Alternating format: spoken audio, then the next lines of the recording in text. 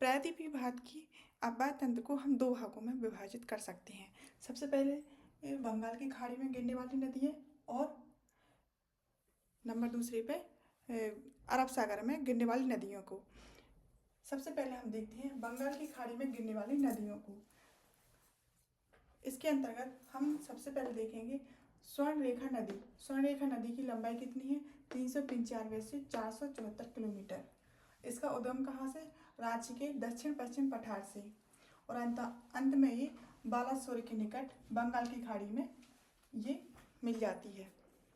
ठीक है, इसके बाद देखते हैं हम महानदी। महानदी की लंबाई कितनी? 851 किलोमीटर। इसका उद्गम कहाँ से है? कोयल नदी व शंख नदियों के संगम से इसका निर्माण होता है। कौन सी नदी का? महानदी। और इसकी सहायक नदियाँ कौन कौन सी हैं? उत्तर दिशा से मिलने वाली सहायक नदी हैं शिवनाथ, हंसदेश, मड और डूब। और दक्षिण दिशा से मिलने वाली नदी दो हैं, जोग और तेल। और आबाद क्षेत्र इसका है 132,000 वर्ग किलोमीटर। और प्रमुख बांध इस नदी पर है हीराकुंड बांध और टिकरा पारा बांध। ये प्रमुख बांधों के बारे में एग्जाम में पूछा जाता है, तो इसको ध्यान रखना। महानदी पर कौन कौन सी बांध है? हीराकुंड बांध और टिकरा बांध, टिकरा पारा बांध। इसके बाद देखते हैं ब्रह्माणी नदी। ब्रह्माणी नदी की लंबाई कितनी है? 420 किलोमीटर।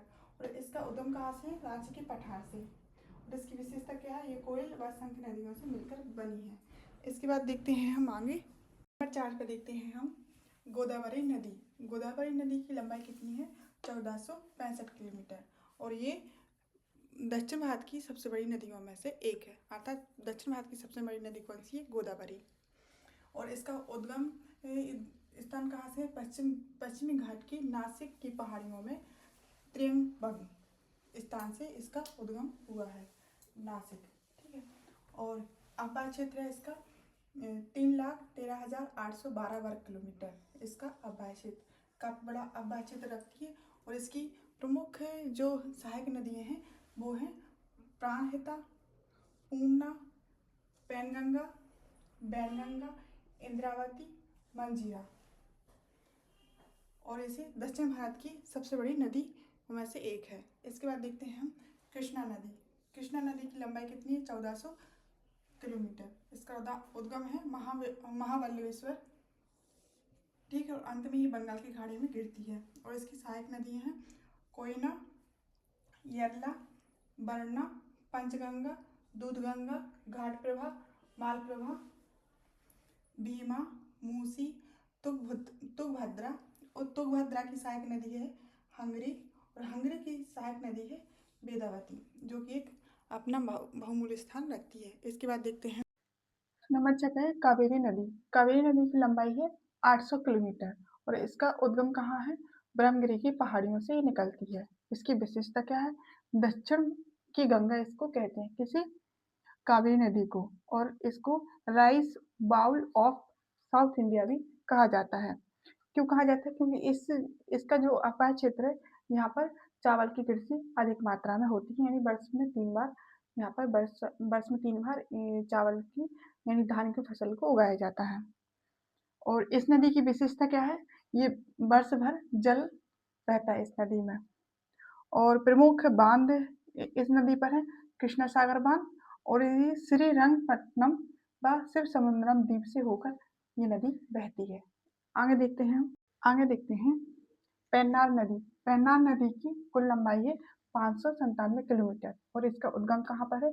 कर्नाटक के कोलार जिले के पास नंदीदुर्ग पहाड़ी से ही इसका उद्गम होता है। किस नदी का? पेन्नार नदी का। और आबाद क्षेत्र कितना है? 55,213 वर्ग किलोमीटर। और इसकी सहायक नदियाँ कौन कौन सी हैं? जय, मंगली, कुंदेरू, सागिलेरू, चित्रावाली, पापसिनी व चेरू नदी इसकी प्रमुख सहायक नदी है। किसकी? पेन्नार नदी की। और पलार नदी की लंबाई कितनी? 348 किलोमीटर। इसका उद्गम कहाँ से है? वहीं कर्नाटक का कोलार जिले से इसका उद्गम होता है। और अंत में ये बंगाल की खाड़ी में मिल जाती। अंत में हम दो नदी और देखते हैं गिरने वाली। दो नदियां और हैं, कौन कौन सी? बैगाई नदी। बैगाई नदी की कुल लंबाई है 258 किलोमीटर। और इसका उद्गम कहाँ से होता है? मध्य जिले के पास बरसानंद पहाड़ी से इसका उद्गम होता है और अंत में मंडपम के पास पाक की खाड़ी में ये अपना जल को विसर्जित करती है। ताम्रपाणी नदी की लंबाई है 125 किलोमीटर और इसका उद्गम कहाँ से है? अगस्थमलाई की पहाड़ियों से इसका उद्गम होता है और अंत में ये मन्नार की खाड़ी में गिरती है। प्राचीन भारत की नदियों में प्रमुख रूप से ये नदियां आती हैं।